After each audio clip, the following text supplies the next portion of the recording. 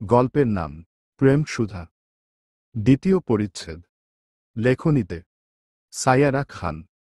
গল্পের তৃতীয় পর্ব। তৌসিফ পৌষ থেকে দিন 2 সময় চাইলেও তা মিলল না। টিকেট কাটা শেষ। শেষ মুহূর্ত পর্যন্ত তৌসিফ চেষ্টা করেছে যাতে এখানে টিকা যায়।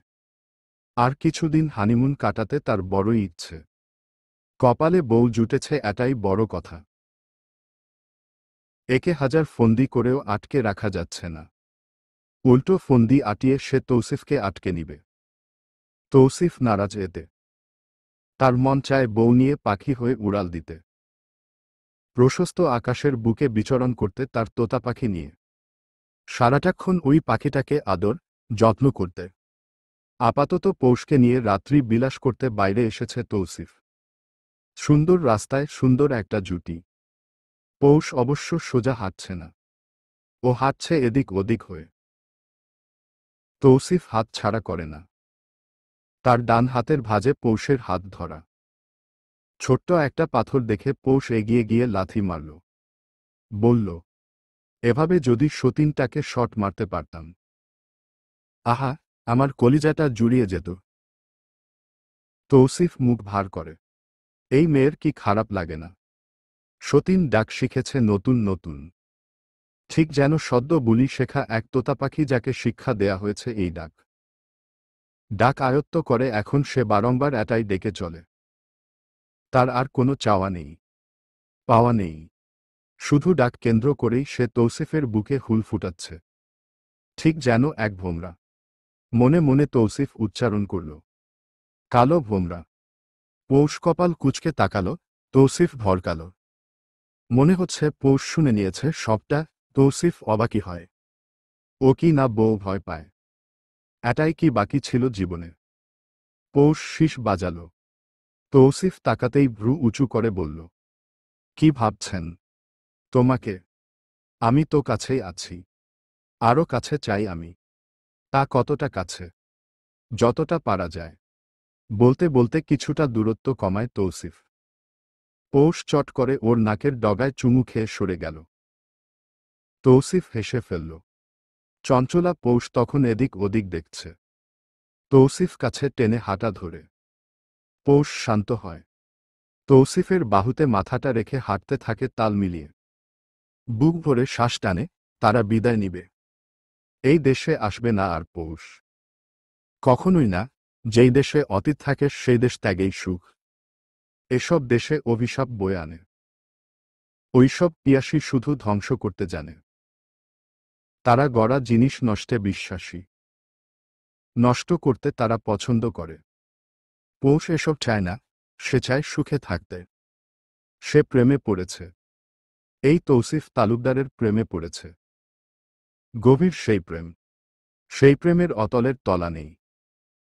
পৌষ ভাবে, যেই পুরুষের সাথে তার মানানসই বলতে শুধু বিপরীত লিঙ্গ বই কিছুই না, সেই পুরুষকে কিভাবে সে এতটা চাইতে লাগল, কিভাবে প্রেম সাগরে ডুবতে লাগল। এখনও পৌষ ভেবে কুল পায় না, এই অসমবয়সী, দাম্ভিক, গম্ভীর কণ্ঠের অধিকারী পুরুষটাকে কিভাবে এতটা ভালোবাসল পৌষ। কিভাবে সে অধিকার পেল ওই চাপ দাড়িতে হাত রাখতে। কিভাবে সে অধিকার পেল তার চিকন ওষ্ঠাধর ওই হালকা কালচে গোলাপি ওষ্ঠাধরে রাখতে। কে দিল ওই বিশাল বুকে মাথা রাখতে। পৌষর চোখ ভিজে উঠল। হঠাৎ বুকে ভয় চাপল। আচমকা পানীয় গড়িয়ে পড়েছে। তৌসিফ দেখার আগেই পৌষ মুছতে নিল, তবে অপারগ। তৌসিফ দেখে নিয়েছে। ডান হাতে চোখ মুছতে গিয়ে গম্ভীর কণ্ঠে তৌসিফ প্রশ্ন করল, এটা কিসের পানি? ভয়ের। আমাকে বড় পাচ্ছ কোনো তুমি? আপনাকে নয়, আমার ভাগ্যকে। তৌসিফ পৌষকে বুকে জোড়াল। অসমবয়সী অথচ সবচাইতে সুন্দর এক দম্পতি, যাদের এক আঁচল পরিমাণ আছে শুধু সুখ। যারা পাশাপাশি হাঁটছে। হয়তো এটা একটা সুন্দরতম রাত। হয়তো পৌষের মন তাকে আগাম বাণী শোনাল তার ভবিষ্যতের। হয়তো তার ভালোবাসার অথই সাগরে খুব শীঘ্রই আগমন ঘটবে জলোচ্ছ্বাসের। হয়তো তারা বেখবর। তৌসিফ পৌষকে নিয়ে বসল। সামনে কিছু ক্যাফে খোলা। তৌসিফ কফি আনতে যেতেই পৌষ 2 হাতে মুখ চেপে ধরে। তার কান্না পাচ্ছে। তার মন বলছে সামনে আজকের রাত আসবে না। ঝরঝরে কেঁদে ফেলল পৌষ। শব্দহীন দাবালো নিজেকে ও। তৌসিফ জিজ্ঞেস করলে কি উত্তর দিবে? অকারণেই কাঁদছে। পৌষ জানে না তার মন খারাপের কারণ। ও চোখ মুছল, গলা ঠিক করল। তৌসিফ ততক্ষণে ফিরে এসেছে। তার মুখে হালকা আভায় হাসি। পৌষ তাকিয়ে রইল। তার যেন তরস হয় না, মন চায় নিজের মাঝে একে লুকিয়ে নিতে, একান্ত নিজের করে রাখতে। তৌসিফ এসে আন্দাজ করে ফেলল তার বউ কেঁদেছে, কিন্তু কারণ জানা নেই। তৌসিফ আচমকা পৌষকে এক হাত আদর দিল। সারা মুখ ভর্তি আদরে আহ্লাদী হয় পৌষ। তৌসিফ জিজ্ঞেস করে, কেন কাঁদে আমার তোতা পাখি? জানি না তো, শুধু মনে হয় আপনাকে ভালোবাসি। আমিও তো ভালোবাসি। আজকে ভালোবাসবেন? শুধু আজকে না, রোজ প্রতিটা নিঃশ্বাসে তোমাকে ভালোবাসি আমি। পৌষ রাত কিভাবে বুঝাই? পৌষ শান্তি পায়, তার মন শান্ত হয়। দূরে অচেনা পাখি গান করছে, রাস্তায় ভায়োলিনের সুরে সবটা ভুলে পৌষ। সবটা আজ তাদের মাঝে শুধু আনন্দ আর এক বুক ভালোবাসা। তৌসিফ ওর কপালে চুমু দিল। পৌষ মুখ তুলে তাকালো, বলল, একটা নামতা বানিয়েছি, শুনবেন? তৌসিফ বুঝি না করে। সে মাথা নেড়ে সায় দিল। পৌষ বলল, চুম্মা একে চুম্মা। চুম্মা দ্বিগুণে উম্মা। 3 চুম্মায় পাপ্পি, 4 চুম্মায় ঝাপ্পি। হঠাৎ এহেন নামটা শুনে তৌসিফ হতবাক। কিছুক্ষণ কিংকর্তব্যবিমূঢ় হয়ে তাকিয়ে রইল, অতপর সেকেন্ডের ব্যবধানে গা কাঁপিয়ে হেসে ফেলল। তার হাসিতে যেন মুক্ত ঝরে। পৌষ মুগ্ধ নয়নে তাকায়। তৌসিফের যেন হাসি থামে না, পেটে হাত চেপে বলে, না জানি আমার বাচ্চাদের কোনো নামটা তুমি শিখাও হানি, আই কান্ট। বেচারা হাসির দাপটে বলতে পারল না। তার হাসি দেখে পৌষও হাসল, মুচকি হাসি। আজ 2 দিন পার হলো দেশের মাটিতে ফিরে এসেছে তৌসিফ। এসেছে থেকে বেড়েছে তার কাজের চাপ। গোছানো হাতে গড়া তার কোটি টাকার ব্যবসা। চাইলেই খামখেয়ালি দেখানো যাচ্ছে না। হাজার লোক থাকলেও নিজের তদারকি যদি সঠিক না থাকে তাহলে সেই কাজে আয় উন্নতি থাকে না। এটাই নিয়ম, এটাই সত্যি। সমস্যা বেঁধেছে ভিন্ন জায়গায়। দেশে আসা মাত্র অসুস্থ হয়েছে পৌষ। ঠান্ডার দেশে খাপ খাইয়ে ফেললেও দেশের অল্প ঠান্ডায় তার শরীর কাঁপানো জ্বর চলে এলো। তৌসিফ চাইলেও ততটা সময় দিতে পারছে না। কাল রাতভর বুকে নিয়ে শুয়েছিল। পৌষ মাঝরাতে উঠে বমি করল। তৌসিফ সকালেই ডাক্তার দেখিয়েছে। তেমন কিছু না, যদিও তবুও তৌসিফ চিন্তিত। কেন একটা মানুষ এত অসুস্থ থাকবে? তার মধ্যে একটু মনমালিন্য চলছে তাদের মাঝে। এই অসুস্থ শরীরে পৌষ চাচার বাসায় যেতে চাইছে। টুকটাক টুকটাক করে শপিং করেছে সে ভাই বোনদের জন্য। কথাটা অবশ্য মিথ্যা। শপিংগুলো তৌসিফ করিয়েছে। পৌষ তার ভাই বোনদের জন্য জমিয়েছে একগাধা হাবিজাবি। তৌসিফের ভাষায় সেগুলো হাবিজাবি হলেও পৌষর কাছে তা অমূল্য রত্ন। সে প্লেন সহ হোটেল থেকে নানান জিনিসপাতি হাতিয়ে নিয়েছে। হোটেলের রুমের সাদা তোয়ালা কখন যে চুরি করল তৌসিফ জানে না। দেশে এসে দেখল নরম এক কুশন ছিল তাদের খাটে, সেটা আবদি কাপড়ের ভাঁজে লুকিয়ে এনেছে। ফিরার পথে প্লেনে তার মরিমরি অবস্থা, অথচ যতটা পেরেছে লুটপাট করেছে সে। এখন এগুলো বিলাবে তার ভাই বোনদের মাঝে। রাতে জ্বরে মরে, অথচ তৌসিফকে বলে, শুনুন, কাল ওদের দিতেই হবে, বাসি হয়ে যাবে না হয়। তৌসিফ রাগে কথা বলেনি।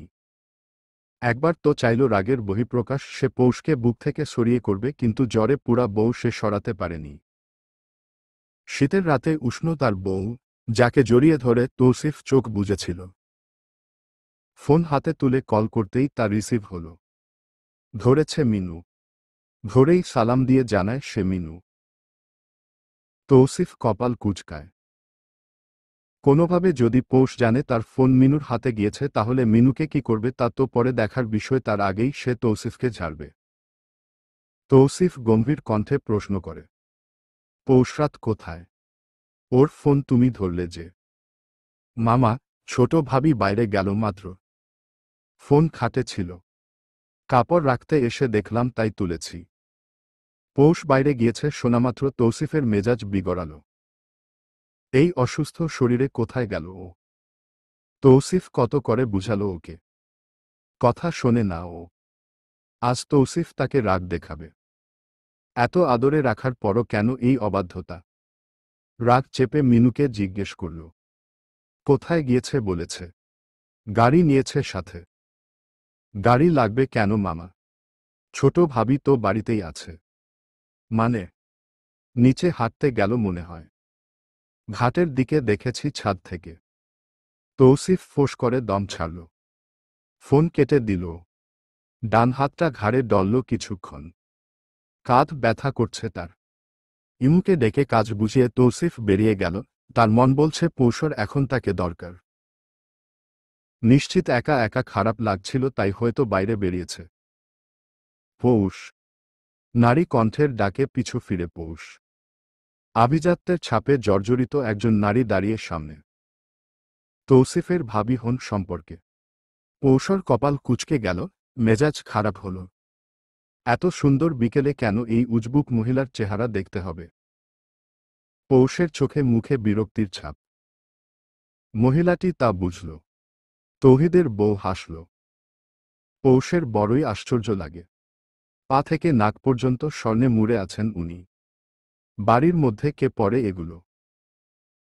পৌষের এখন হাসি পেল। কেমন আশ্চর্য লাগছে তাকে দেখছে। মীরা এগিয়ে এলো। অতঃপর হাসি মুখে জিজ্ঞেস করল, কিরে হানিমুন কেমন কাটল তোদের? পৌষ অবাক হল।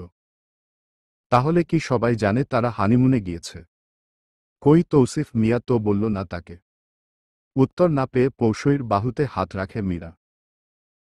পৌষ চমকাল। বলল, ভালো। ঘাটে বসবে? না হলে চলো হাঁটি। পৌষ সরাসরি নাকচ করে, যেতে হবে আমাকে। তোমার স্বামী আসতে দেরি হবে না? এতদিন পরে বেরিয়েছে, নাকি গুরুত্বপূর্ণ কাজ আছে? আচ্ছা, চলো তাহলে উপরে যাই। অনেকদিন যাওয়া হয় না। পৌষের অবস্থা এখন সামনে কুয়ো পিছনে খাল। ও কিছুতেই মীরাকে নিজেদের ফ্ল্যাটে নিতে চাইছে না। কেন জানি ভালো লাগে না, তাই ভেবেচিন্তে বলল, আচ্ছা, তাহলে এখানেই হাঁটি। ঘাটে? না, হাঁটি শুধু। এই ঘাট নিয়ে পৌষ চরম অপমানিত হয়েছিল তৌসিফ থেকে, যদিও পরে সে নৌকা দিয়ে পৌষকে ঘুরিয়েছে, কিন্তু প্রথম ভয়টা এখনো চাপা কাজ করে তার মাঝে। তৌসিফকে ভয় সে আজীবন পাবে। মুখ চালালেও তার ভেতর টিপটিপ করে এই লোকের ভয়। পৌষ বুঝতে দিতে চায় না, কিন্তু চালাক তৌসিফ বুঝে ফেলে। মামাতো ভাই কি না? মীরার কথায় পৌষের ধ্যান ভাঙল। কোথায় কোথায় ঘুরলে পৌষ? অনেক জায়গায় ঘুরেছি। নাম মনে নেই। ভায়া গিফট দিল না? দিয়েছে। কি দিল? অনেক কিছু। ও বুঝেছি বলতে চাইছ না, তাই তো। আচ্ছা থাকুক। এই দেখো, এই আংটিটা তোমার ভাসুর দিল। ডায়মন্ডের, সাথে ম্যাচিং ইয়ার রিং আছে। তবে কাজ ভারী পড়তে মন চাইল, তাই কানে স্বর্ণ দিলাম। 5 ভরির, তাই টানা ছাড়া পড়তে পারি না। তোমার কানেরটা কিসের? পৌষর মাথা ওড়না দিয়ে পুরো ঢাকা।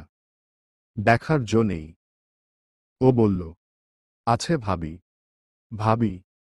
যাক, এতক্ষণে মনে পড়ল আমি তোমার যা। শোনো পৌষ, লজ্জা পেও না। এই দেখো না, আমার আর তোমার ভাসুরেরও কত অমিল, কিন্তু আমি তাকে ভালোবাসি। প্রথম বাচ্চার পরই মোটা হয়ে গিয়েছিলাম। তৌহিদ তখন মোটি বলে খেপাতো আমাকে।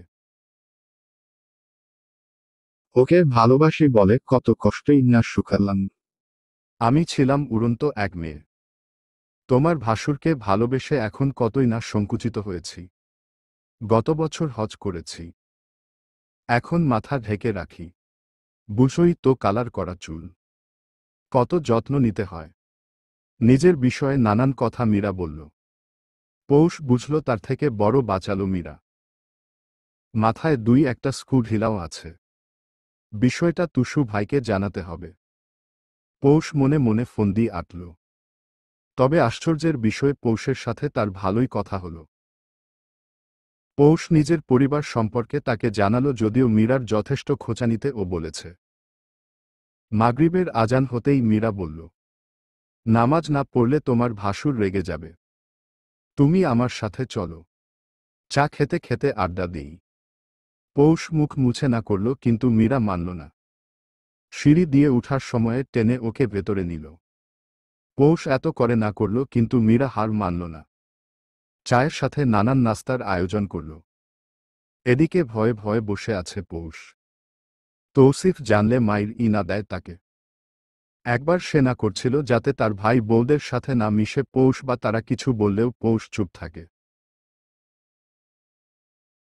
ভয়ে এক ফাঁকা ঢুক গিলল। পৌষ ভয়ে ভয়ে নিজেদের ফ্ল্যাটে ঢুকল। রাত প্রায় ৮টার কাছাকাছি। তৌসিফ কি চলে এলো? ও বুঝতে পারছে না। স্বাভাবিক পরিস্থিতি। মিনু টিভিতে নাটক দেখছে। যত কুটনা নাটক আছে তার ওর দেখতে হবেই হবে। এমনি সময় হলো ওর সাথে একটু লাগালাগি করত পৌষ, কিন্তু এখন ভয়ে কলিজায় তার পানি শূন্যতা দেখা যাচ্ছে।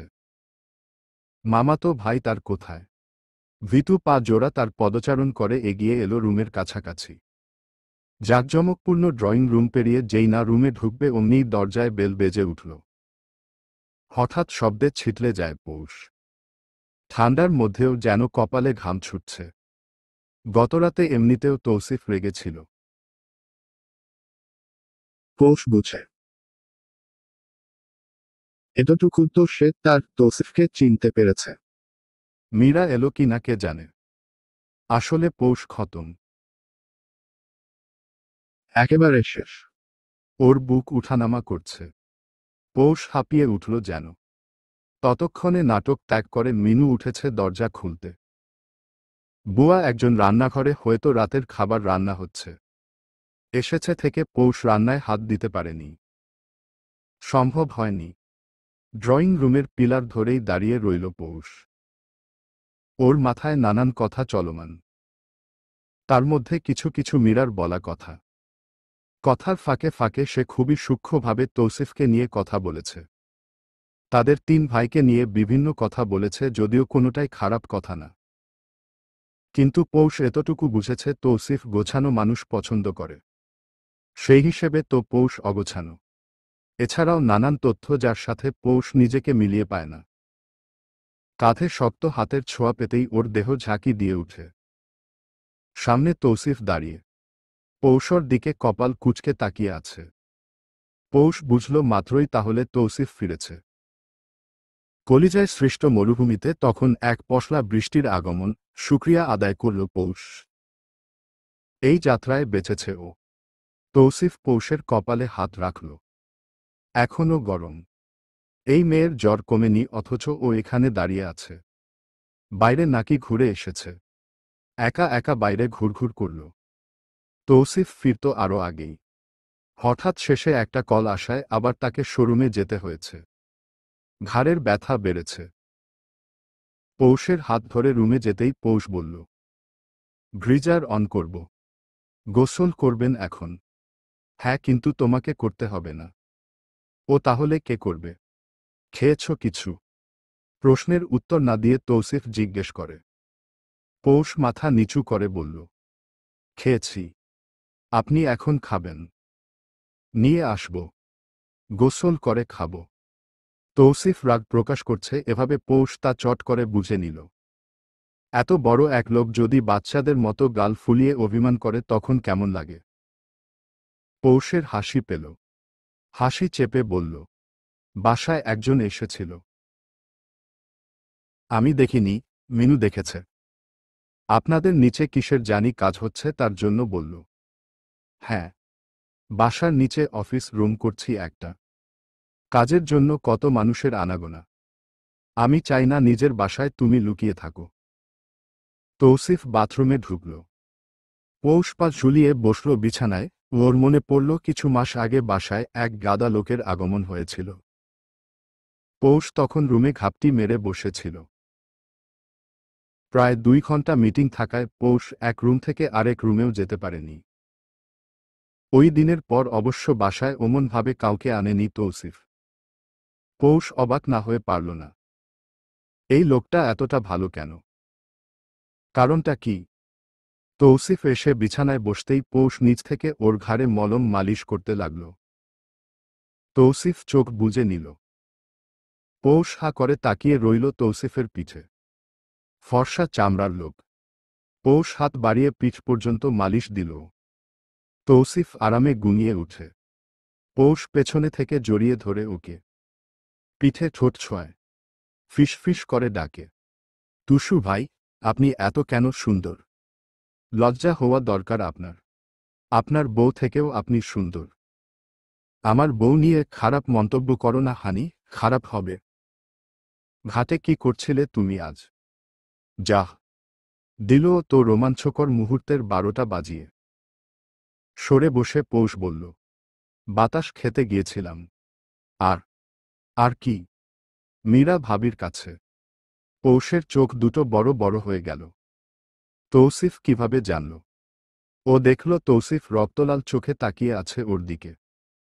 পৌষ মুখ খুলে কিছু বলতে চাইল কিন্তু সাহসের অভাবে পারল না।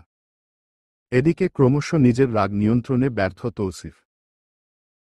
সে সত্যিই ব্যর্থ। প্রায়শই ভালোর মাঝে মন্দ থাকে। সেই মন্দ দেখা যায় না, তারা হয় নীরব ঘাতক যারা ধীরে ধীরে বিষক্রিয়া করে অতঃপর সবটা শুষে খতম করে। গতরাত থেকে তৌসিফের সাথে পৌষের বনাবনি হয়নি।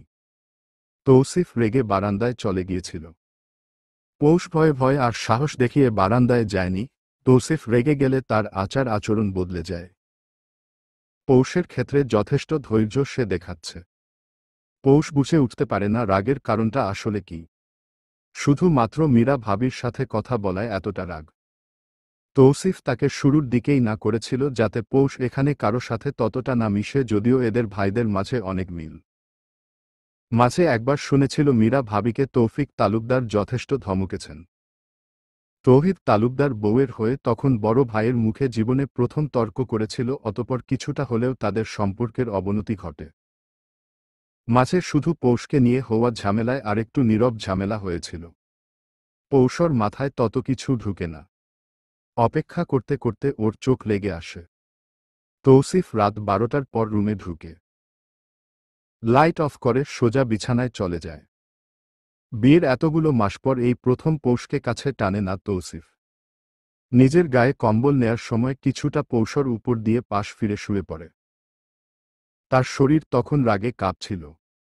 কথা না শোনা মানুষের প্রতি তার ভিন্ন অনুভূতি জন্মায়। তৌসিফ প্রকাশ করতে পারে না। তার মাথা তখনও রাগে দপদপ করে। পৌষ সকালে আজ আগেই উঠেছে। নামাজ পড়ে নিজের মতো নাস্তা বানিয়েছে বুয়াদের সাহায্যে। ফাঁকে ফাঁকে উকি দিচ্ছে ও। তৌসিফ উঠছে না। পৌষ গরম পানি সহ বাথরুমে দিয়ে রাখল, করার মতো শুধু রান্নাটাই আছে। তৌসিফ আজ দেরিতে উঠল। তার মেজাজ কিছুটা হলেও ঠান্ডা আপাতত। কাল রাতে বারান্দায় গিয়ে ঠান্ডায় না দাঁড়ালে নিশ্চিত তার হাত উঠে যেত। সে চায় না এটা হোক। কখনোই এমনটা না হোক। ও উঠে যেতে যেতে পৌষ রুমে ঢুকে বিছানা গুছিয়ে নিল। তৌসিফের কাপড় বের করে রাখতে রাখতে মাথাটা চক্কর দিয়ে উঠে ওর। 2 পা পিছিয়ে যেতেই ঠান্ডা এক বুকে ধাক্কা খায় পেছনে থেকে। চোখটা সাময়িক বন্ধ করে পুনরায় খুলে তৌসিফ ওর বাম হাতের বাহু ধরে। পৌষ ঘুরে দাঁড়ায়। মাথা নিচু করে রাখে। তৌসিফ গম্ভীর কণ্ঠে বলে, মেডিসিন নিয়েছ নাকি? পৌষ চুপ। তা দেখে তৌসিফের গলা ভারী হল। বলল, জানি নাওনি। তাহলে কি করছিলে এতক্ষণ? মাথা ঘুরাচ্ছে আবারও। আবার হাসপাতালের ঘুরিয়ে আনব। পৌষের হাতের তালু ঘেমে উঠে, সাথে ঘামে ঠোঁটের উপরের অংশ। তৌসিফ তা দেখে ডান হাত বাড়িয়ে মুছে দিয়ে বলে, বুয়াকে খাবার দিতে বলো। নিচু স্বরে পৌষ জিজ্ঞেস করে, জিমে যাবেন না? সেই সময় হাতে রেখেছ তুমি? পৌষ মনেমনে কষ্ট পেল। ও ভয়ে ডাকেনি। ভয় পাওয়াটাও তো অযথা না। তৌসিফ যে এখনো ফুলে ফেপে আছে তা তার আচরণে স্পষ্ট। পৌষ কিছু বলার আগেই তৌসিফ ওর মাথায় হাত রাখে। আদরের ভঙ্গিতে মাথায় হাত বুলায়, ঠিক যেন ছোট্ট এক বাচ্চা পৌষ। তৌসিফ পৌষর নতমুখী মুখের দিকে তাকিয়ে বলে, মীরা ভাবির কাজ খেসো না পৌষরাত। তার পাশ ঘেঁষা মানে আমার কাজ ছাড়া হওয়া। আমি জানি তুমি আমার কাজ ঘেঁষা হয়ে থাকতে চাও। কি ভুল বললাম? পৌষ মাথা নাড়ে। তাহলে খবরদার করে বলে দিলাম তার কাছে যাবে না। সে কিন্তু পীর বাবা মানে। কোনো বিষেভরা বান তোমাকে দিবে, তুমি টের পাবে না, তখন দেখবে আমাকে ভালো লাগছে না। রাস্তার পাশে টোকাইদের ভালো লাগবে। তুমি তখন ঘর ছাড়তে চাইবে। আমি তখন বেঁধে রাখব তোমাকে। আমি তো বউ ছেড়ে দিব না, বুঝেছ আমার কথা? পৌষ যেন এই মুহূর্তে সত্যিই অবাক বনে গেল। মীরার মতো মানুষ জাদু বিদ্যায় বিশ্বাসী। এটাও হতে পারে। তৌসিফ ওর আশ্চর্য ভাব দেখে আড়ালে ফিচেল হাসল। মীরার মতো মানুষদের স্বয়ং শয়তানও ভয় পাবে। এরা দেখতে শুনতে বোকা হলেও এরা বিনা কারণেই অন্যের ঘর ভাঙতে শান্তি পায়। তৌফিক তালুকদারের বউয়ের পর একমাত্র মীরাই আছে যে বুয়াদের দিয়ে দিয়ে সারা মহল্লা জাহির করিয়েছে যে তৌসিফ কাজের মেয়ের সাথে সম্পর্কে জড়িয়েছে।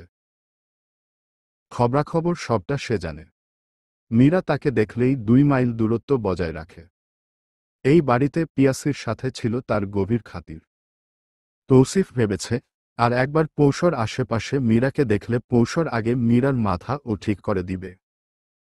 স্বামীর টাকায় টান ফেলতে তৌসিফের ঘণ্টা খানিক সময় লাগবে। ডাইংয়ের সাপ্লাই বন্ধ করতে আর কতক্ষণ? খারাপ তৌসিফ হতে চায় না। পরিস্থিতি তাকে দিয়ে খারাপ কাজ করিয়ে নেয়। পৌষ খাবার সাজাচ্ছে। ওর মাথায় এখনো তৌসিফের কথা ঘুরছে। তৌসিফ এসেই বলল, বুয়া ডিম সিদ্ধ দিও একটা। পৌষ ডিমের প্লেট এগিয়ে দিয়ে বলল, পোচ করেছি আজকে। আচ্ছা, বলে পৌষকে বসায় ও। খেতে খেতে পৌষ বলে, আজ ভার্সিটি যেতে হবে। কাল থেকে পরীক্ষা। যাবে? না মানে? বলো। আমার সাথে কথা বলার সময় ফ্রিলি বলবে পৌষরাত, এত ভনিতার দরকার নেই। পৌষ চোখ নামিয়ে ফেলল। ওর কেন জানি মনে হচ্ছে তৌসিফ এখনো রেগে। তবুও সাহস জুগিয়ে বলল, বেতন বাকি 2 মাসের। আমাকে যেই টাকা হাত খরচে দিয়েছিলেন তা তো আমি ওখানে শেষ করে ফেলেছি। তৌসিফ একবার কপাল কুঁচকে তাকাল, যা কেনার তৌসিফ টাকা দিয়েছে। পৌষর খরচ হলো কখন? ও জিজ্ঞেস করল না, শুধু বলল, ড্রয়ারে তো টাকা থাকে পৌষরাত। তোমার যা লাগবে খরচ করবে। আমাকে জিজ্ঞেস করার দরকার নেই। পৌষ চুপ করে মাথা নাড়ল। বুয়া ডিম সিদ্ধ আনতেই তৌসিফ তা পৌষকে দিল। পৌষর এখন মোটেও ডিম খেতে মন চাইছে না, কিন্তু তৌসিফের গাম্ভীর্যপূর্ণ মুখের দিকে তাকিয়ে কিছু বলতেও পারছে না। চুপচাপ গিলে খেয়ে নিল ও। তুমি ভর্তা বাচ্ছ কেন সোহা? মেহেদির গলা শুনে সোহা উঠে দাঁড়াল। বলল, খেতে মন চাইছিল। আশ্চর্য! তুমি কাউকে বলতে? কাকে? মেহেদি ভাবুক হল, আসলেই তো কাকে বলতো সোহা? মা তো ঝুঁকে কাজ করতে পারবে না। তার কোমরে সমস্যা। মেহেদি সোহাকে ঠেলে সরিয়ে দিল। নিজেই বসে হাত দিল। সোহা চেয়ার টেনে বসেছে। ওর মুখে হাসি। প্রথমবার পাটায় হাত দিল, যা হয় আঁকি। কিছুতেই পুতা ধরে রাখতে পারছে না মেহেদি। বহু কষ্টে ছড়িয়ে ছিটিয়ে সে ভর্তা বানাল। শুটকি ভর্তা। সোহার মুখে লালা চলে এলো, পাতিল থেকে ভাত নিয়ে পাটায় দিয়ে বলল, এখান থেকে মেখে দিন। পাটায় অবশিষ্ট ভর্তার স্বাদই ভিন্ন। মেহেদি হাসি মুখে ভাত মেখে লোকমা করে দিল। সোহা বসে বসে তখন খাচ্ছে। দুপুরের সময় হয়নি তখনও।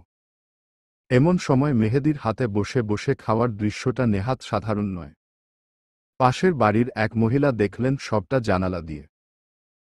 সোহা মেহেদিকে জোর করতেই ও খেল একটু। হাত মুখ ধুয়ে মেহেদি যাওয়ার আগে সোহার পেটে হাত দিয়ে কপালে চুমু খেল, বলল, কষ্টদায়ক কোনো কাজ করো না সোহা। সোহা মাথা নাড়ে। ততক্ষণে ওই মহিলা হাজির। এসেই মেহেদীর মাকে ডাকলেন। সোহা তখন রান্নায় মনোযোগ দিয়েছে। ওর শাশুড়ি আসা মাত্রই মহিলা বিভিন্নভাবে ইনিয়ে বিনিয়ে জানিয়ে দিল মেহেদীকে দিয়ে কিভাবে সোহা খাটাচ্ছে। ওর শাশুড়ি অবাকই হলেন। মহিলা দেখল তেমন প্রতিক্রিয়া নেই, তাই বললেন, শুনো, মেহেদীর মা ছেলে শিক্ষিত, হাতে ধরে রাখো। এখনই বউয়ের গোলামি করে, 2 দিন পর বাচ্চা আসলে বউয়ের পা ধরে থাকব। ওর শাশুড়ি মাথা নাড়লেন। সোহাকে ডাকলেন। সোহা এতক্ষণ সবটা শুনেছে। ভেতরের রাগে ফুঁসেছে। এগিয়ে আসতেই ওর শাশুড়ি বলল, মা, যখন যা খেতে মন চাইবে আমাকে, তোমার শ্বশুরকে না হলে হেহেদিকে বলবে। আমার নাতি নাতনির মুখ দিয়ে যাতে লালা না পড়ে। মহিলার উৎসুক হওয়া মুখ চুপসে গেল। সোহার ভীষণ হাসি পেল। আরে, বেচারি আগুন লাগাতে এসে আগুন জ্বালাতে পারল না। বড়ই কষ্টের বিষয়। ভার্সিটির বেতন দিয়ে পৌষ হেমন্তকে ফোন দিল। জানালো একটু এদিকে আসতে। হেমন্ত আজ ব্যস্ত। পৌষ জোর দিল না। হেমন্ত একটু হেসে বলল, জ্যৈষ্ঠ মাসকে পাঠাচ্ছি দাঁড়া। পৌষ ঠোঁট উল্টে আচ্ছা বলে। ও কেন জানি এখনো সাহস পায় না ভাই বোনদের নিজের বাসায় নিতে। তৌসিফও আগ বাড়িয়ে কখনো বলে না। একবার মিনিকে শুধু নিয়ে এলো। ওই বাসায় কারো সাথে ফোনে কথা বললে যদিও কিছু বলে না, কিন্তু যেতে দিতে চায় না। অতঃপর একা একা পৌষ হাঁটতে হাঁটতে রাস্তায় এলো। বাইকে তখন কিছু ছেলে পেলে। একজন ইশারায় পৌষকে দেখালো। পৌষ ভ্রু কুঁচকে তাকালো তার দিকে। বাইকে হেলান দিয়ে দাঁড়ানো ছেলেটা সেই ছেলেটা যাকে পৌষ মাস কয়েক আগে টুনটুনিতে মেরেছিল। আহা, কি শটটাই না মেরেছিল পৌষ। ছেলেগুলো ভয়ে পালালো এক প্রকার। পৌষ গর্ববোধ করলো, অথচ বোঝালো না তৌসিফ তালুকদার এদের ট্রিটমেন্ট দিয়েছে, মানে স্পেশাল ট্রিটমেন্ট। জ্যৈষ্ঠ আসতে দেরি হওয়ায় পৌষ কল লাগালো। তখনই দেখলো রোডের অপর পাশে চৈত্র আর জ্যৈষ্ঠ একসাথে আসছে, সাথে পিয়াও। পৌষের গাল চওড়া হলো, গলায় জড়তা সৃষ্টি হলো। তার কলিজাগুলো আসছে। পৌষ হাত নেড়ে ওদের ডাকা মাত্র হাতে টান অনুভব করে, আর তাকাতেই চমকে যায়। মীরা দাঁড়িয়ে। পৌষের ঘাম ছোটার জোগাড়। তৌসিফ এবার তাকে জানে মেরে দিবে। পৌষ তাড়াতাড়ি হাত ছাড়ালো। অতপর পালাতে চাইল, কিন্তু তার আগে অদ্ভুতভাবে হেসে মীরা বলে উঠল, পিয়াসীকে বাচ্চা না হওয়ার জন্য তৌসিফ ছেড়েছিল, তোমাকেও ছেড়ে দিবে পৌষ। এই কথা আমি যাতে তোমাকে না জানাই, এই জন্যই আমার থেকে দূরে থাকতে বলে। তোমার নিশ্চিত সমস্যা আছে পৌষ, তাই এখনও তৌসিফ বাবার ডাক শুনতে পায়নি। ও তোমাকে নিশ্চয়ই ছেড়ে দিবে। পৌষের কানে আর কথা ঢুকলো না। মীরা গাড়িতে উঠে চলে গেল। এদিকে রাস্তায় ঢলে পড়ল পৌষ। পড়ার ঠিক আগ মুহূর্তে পেছন থেকে হেমন্ত ধরে ফেলল তাকে। সামনে থেকে তখন ভাই বোনগুলো ছুটে আসছে। পৌষ হাত বাড়ালো। ইনি মিনি কোথা থেকে ওর বুকে চলে এলো দৌড়ে। পৌষ ঝাপসা দেখলো ওর সবগুলো ভাই বোন এসেছে তার সামনে।